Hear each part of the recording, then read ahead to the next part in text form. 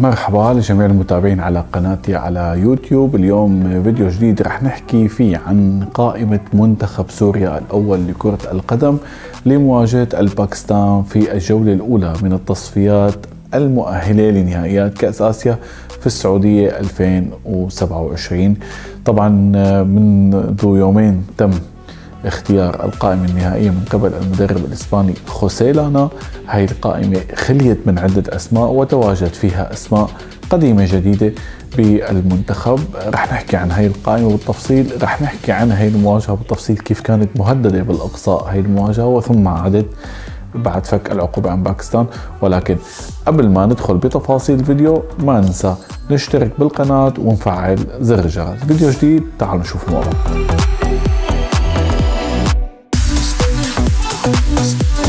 إذن الإسباني خوسيه لانا يعلن القائمة النهائية لمنتخب سوريا لكرة القدم، منتخب سوريا الأول اللي رح يواجه الباكستان في الجولة الأولى من التصفيات الآسيوية المؤهلة لنهائيات كأس آسيا في السعودية 2027. المواجهة رح تكون بمدينة الإحساء السعودية يوم الخميس القادم تاريخ 25 الشهر. القائمة تضمنت طبعا أسماء جديدة تستدعى للمنتخب، ولكن هي قديمة جديدة قديمة نقول.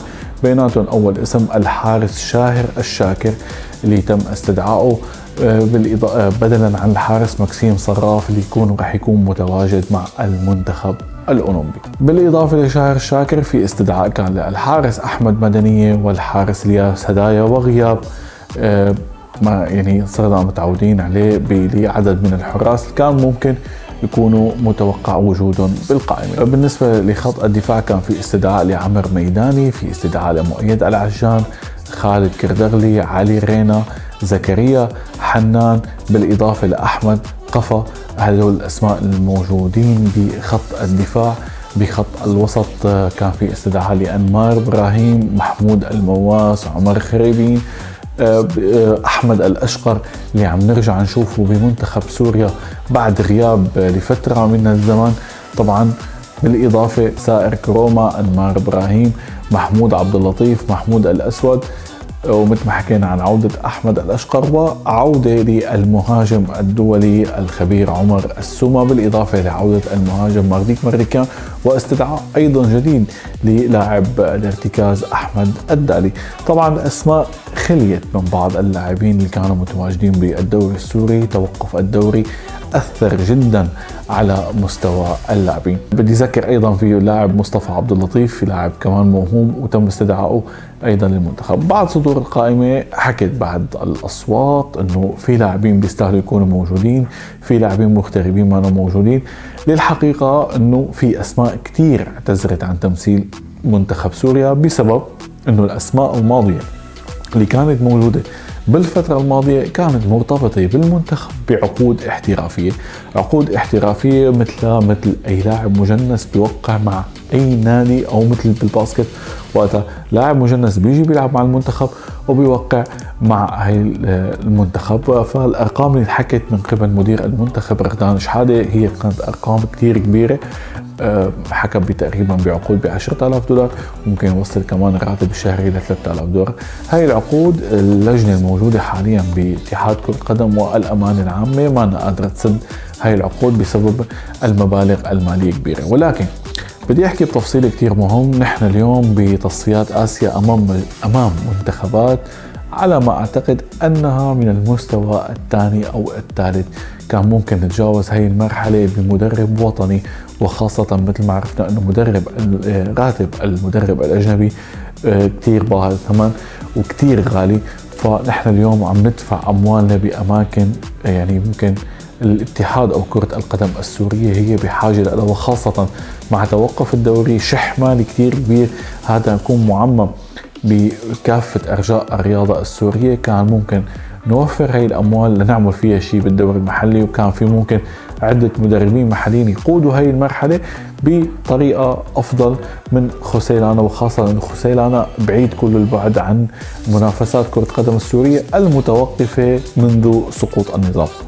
ولكن بقي اختيار اللجنة الاستشارية أو الأمانة العامة لاتحاد كرة القدم البقاء على خوسيه لانا ليقود المنتخب وفي هي التصفيات. مباراتنا رح تكون بمدينة الإحساء السعودية يوم 25 شهر، ولكن حتى هذه اللحظة كان يكون توقيت المباراة في تمام 10 مساء بتوقيت دمشق.